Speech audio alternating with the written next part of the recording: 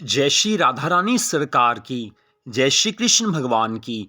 जय श्रीमद् भागवत महापुराण की। जय सदगुरुदेव श्री बंसी वाले महाराज की। श्रीमद् भागवत महापुराण के 8वें स्कंद के 24वें अध्याय की कथा को आज हम आपको सुनाने जा रहे हैं। इस अध्याय का नाम है भगवान के मत्स्य अवतार की कथा।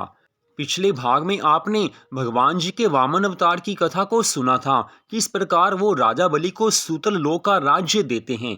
अब 8वें स्कंद के 24वें अध्याय में राजा परीक्षित श्री सुखदेव जी महाराज जी से कहने लगे हैं कि हे श्री सुखदेव जी, भगवान के अवतारों की कथाओं को सुनकर मेरा मन नहीं भरा है, इसलिए अब मैं आपके श्रीमुख से भगवान के मत्स्य अवतार की कथा सुनना चाहता हूँ। श्री सुखदेव जी महाराज कहने लगे हैं कि हे राजा परीक्षित, आदि पुरुष निराकार प्रभु जन्म मरण से रहित हैं। वे केवल इसलिए अवतार लेते हैं कि भक्त लोग उनके लीला चरित्रों की मंगलमय कथा कहकर सुनकर संसार सागर से पार उतरते रहें। जिस समय गौ, ब्राह्मण, देवता, पृथ्वी, धर्म तथा हरि भक्तों पर संकट पड़ता है, उस समय वे पावन रूप में अवतार धारण कर लेते हैं। अवतार धारण करना भगवान की अपनी इच्छा पर निर्भर होता है। हे राजा परीक्षित, एक बार प्रलय रात्रि के समय होने पर जब ब्रह्मा जी अचेत अवस्था में सोए हुए थे, जब दिन होने पर उन्हें जमाई आई, उस समय हयग्रीव नामक एक दैत्य उनके मुख से वेदों को निकालकर पाताल लोक में ले गया। ऐसा देखकर ब्रह्मा जी ने श्री नारायण भगवान से प्रार्थना की है कि हे महाराज, हे प्रभु, हयग्रीव दैत्य वेद चुरा कर ले गया है, अतः मुझ में तथा देवताओं में उसे जीतने की सामर्थ्य नहीं है, इसलिए अब आप ही वेदों को लाने का कोई उपाय कीजिए। हे राजा परीक्षित, भगवान के इस मत्स्य अवतार का एक कारण तो वेदों का उद्धार करना था, दूसरा कारण ये था कि राज ऋषि सत्यव्रत राज सिंहासन त्याग कर और 10,000 वर्षों तक तपस्या करके श्री नारायण भगवान के अद्भुत दर्शन करने की इच्छा कर रहे थे। इन दोनों कारणों की पूर्ति के लिए ही श्री नारायण भगवान ने मत्स्य अवतार धारण किया था। एक दिन राजा सत्यव्रत कीर्तिमाला नामक नदी में स्नान करने के लिए गए। स्नान करने के उपरांत जब उन्होंने तर्पण करने के निमित्त अपने दोनों हाथों में जल उठाया, उस समय उन्हें अपनी अंजलि में एक बहुत छोटी सी मछली दिखाई दी। उस मछली ने राजा सत्यव्रत से दीन होकर कहा है कि हे राजा, मैं बहुत दीन होकर तेरी शरण में आई हूँ। यदि तू मुझे फिर जल में डाल देगा तो कोई बड़ी मछली मुझे खा जाएगी, इसलिए मैं ये चाहती हूँ कि तू मुझे फिर से नदी में ना डालकर अपने यहाँ ले जाकर मेरा पालन पोषण करे। मछली की बात सुनकर राजा सत्यव्रत ने आश्चर्यचकित होकर अपने मन में विचार किया है कि यह मछली मनुष्य के समान बोलती है, इसलिए इसकी रक्षा अवश्य करनी चाहिए। ऐसा निश्चय करके राजा ने मछली से कहा कि हे मत्स्य, तू धैर्य रख, मैं तेरा पालन अवश्य करूंगा।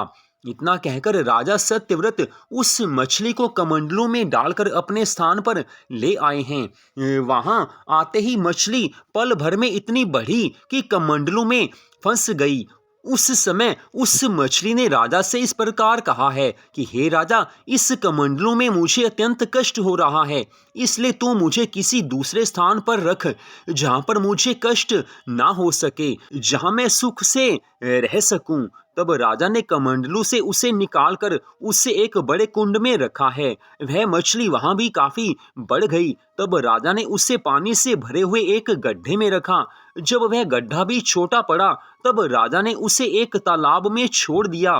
कुछ ही देर में वह मछली इतनी बढ़ी कि तालाब भी उसके शरीर के लिए छोटा पड़ गया। ऐसा देखकर राजा ने उस तालाब को नदी तक खुदवाकर मछली को उसमें पहुंचा दिया।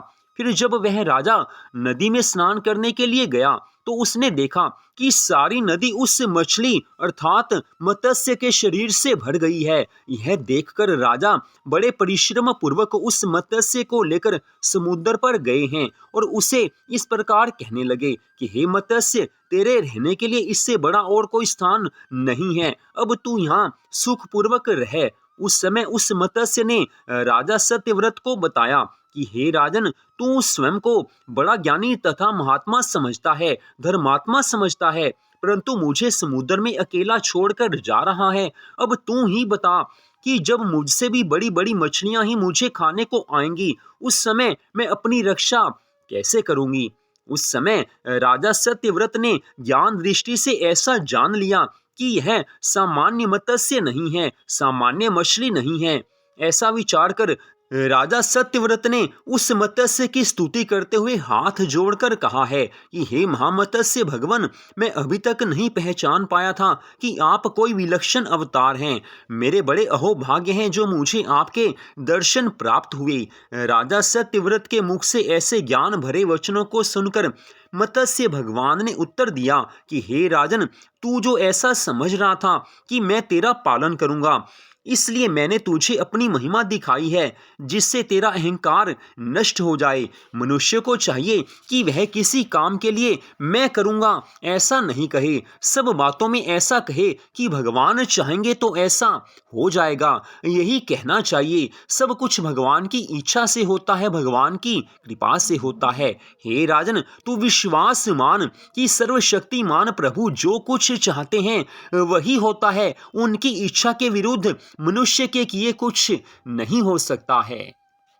आज महामत्स्य भगवान ने राजा सत्यव्रत को ज्ञान का उपदेश दिया है। राजा सत्यव्रत भगवान के दर्शन प्राप्त करके आज आनंद मग्न हुए हैं। भगवान ने स्पष्ट कहा है कि मनुष्य को कभी ऐसा नहीं सोचना चाहिए कि मैं ये कार्य कर रहा हूँ या ये कार्य मैं करूँगा। मन में एक ही भाव होना चाहिए कि भगवान चाहेंगे तो ये मेरा कार्य सिद्ध हो जाएगा, भगवान की इच्छा होगी तो ये काम हो जाएगा। अधिकांश में आजकल मनुष्य अहंकार भरे वचनों को बोलते हैं। अहंकार में भरकर कई लोग ऐसा कहते हैं कि मैं अगर ना करता तो ये काम नहीं होता। मैंने अपनी बुद्धि से धन कमाया है, मैंने अपनी बुद्धि से अपना व्यापार बढ़ा लिया है, मेरी बुद्धि ज्यादा थी, मैंने उसे हरा दिया है, मुझ में काफी ज्यादा अकल है, दूसरे मूर्ख हैं। ना जाने कैसे कैसे विचार लोगों के मन में आते हैं। कारण एक ही है, मन में अहंकार है, घमंड है, और अहंकार भगवान को पसंद नहीं है। भगवान के भक्तों के अंदर तो अहंकार होना ही नहीं चाहिए। एक संसारी मनुष्य जो भगवान की भक्ति बिल्कुल भी नहीं करता है, जो कभी मंदिर में नहीं जाता है, जो भगवान के बारे में ना कभी कुछ सोचता है, ना उनकी कथा सुनता है, बस वो संसार में ही मगन है, ऐसे मनुष्य को अहंकार आ जाए तो अलग बात है। लेकिन जो लोग भगवान की भक्ति करते हैं, मंदिर में जाते हैं, भगवान की कथा सुनते हैं, भगवान के नामों का जाप करते हैं, उनके मन में भी कभी कभी अहंकार आ जाता है। और आजकल तो हर किसी के मन में अहंकार समाया रहता है। लेकिन भगवान कहते हैं कि अहंकार नहीं होना चाहिए, क्योंकि अहंकार मनुष्य का नाश करने वाला है। काम, क्रोध, लोभ, मोह, अहंकार ये मनुष्य के शत्रु हैं, जो मनुष्य को भक्ति मार्ग से नीचे गिरा देते हैं, पीछे हटा देते हैं। भगवान तो अपने भक्तों में अहंकार देख ही नहीं सकते। इस कारण भगवान स्पष्ट कहते हैं कि हर समय मन में एक ही भाव रहे कि भगवान की इच्छा होगी तो ये काम होगा, भगवान की इच्छा होगी तो ऐसा कार्य मैं कर पाऊंगा। सब कुछ भगवान के श्री चरणों में निवेदन कर देना चाहिए। कार्य तो हमें ही करना है, अब काम हमने करना है, मेहनत हमने ही करनी है, लेकिन मन में एक ही भाव रखना है कि मालिक तो भगवान ही है। मान लीजिए कोई व्यापार कर रहा है, किसी का काफी ज्यादा बड़ा व्यापार है, तो मालिक भगवान को समझना चाहिए। हम तो भगवान के दास हैं, नौकर हैं। और मान लीजिए कोई छोटी सी दुकान चलाता है या कोई रिक्शा चलाता है, सब भगवान के ही भक्त हैं। मन में एक ही भाव होना चाहिए कि ये दुकान मेरी नहीं है, ये रिक्शा मेरा नहीं है, सब कुछ भगवान का है, भगवान की कृपा से मुझे प्राप्त हुआ है, मुझे इनका उपयोग करना है। भगवान में मन लगाकर सब काम करने हैं। कुछ भी हमारे पास हो, कभी अहंकार नहीं होना चाहिए। चाहे मनुष्य करोड़पति अरबपति क्यों ना हो जाए, मालिक तो फिर भी भगवान ही रहते हैं। एक क्षण में अरबों पति लोग कंगाल होते देखे गए हैं, और एक क्षण में जिनके पास कुछ भी धन दौलत नहीं होती वो करोड़पति बनते देखे गए हैं। तो अहंकार किस बात का, सब कुछ भगवान करने वाले हैं। तो भगवान यही कहते हैं कि संसार में रहकर अपना मन मेरे में लगा दो, केवल यही समझो कि मैं तो भगवान का दास हूँ, भगवान का सेवक हूँ। इस प्रकार मन में अभिमान नहीं रहता है, हर क्षण भगवान की याद आती रहती है, भगवान की कृपा मिलती है। तो 8वें स्कंद की कथा का यहीं पर विश्राम होता है। अगले 9वें स्कंद में जो भगवान की विभिन्न कथाएं आएंगी उनके बारे में हम आपको बता देते हैं। 9वें स्कंद के पहले अध्याय में वह वसवत मनु की वंश उत्पत्ति की कथा का वर्णन आता है। दूसरे अध्याय में श्राद्ध देव के पुत्रों की संतान उत्पत्ति की कथा का वर्णन आता है। तीसरे अध्याय में वह वसवत मनु की संतानों का वर्णन आता है। चौथे अध्याय में भगवान के परम भक्त राजा अम्बरीश की कथा आती है।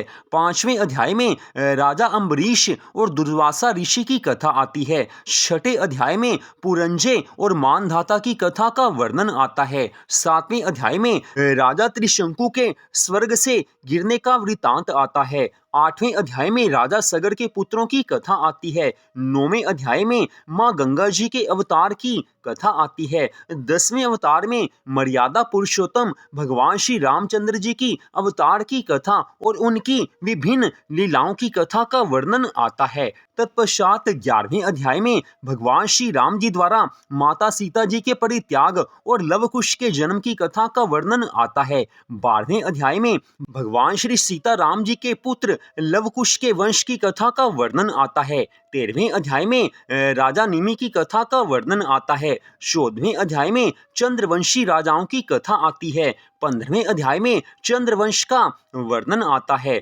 16वें अध्याय में परशुराम जी की कथा का वर्णन आता है। अध्याय 17 में महाराज पुरुरवा के वंश की कथा का वर्णन आता है। 18वें अध्याय में राजा नहुष के वंश की कथा का वर्णन आता है।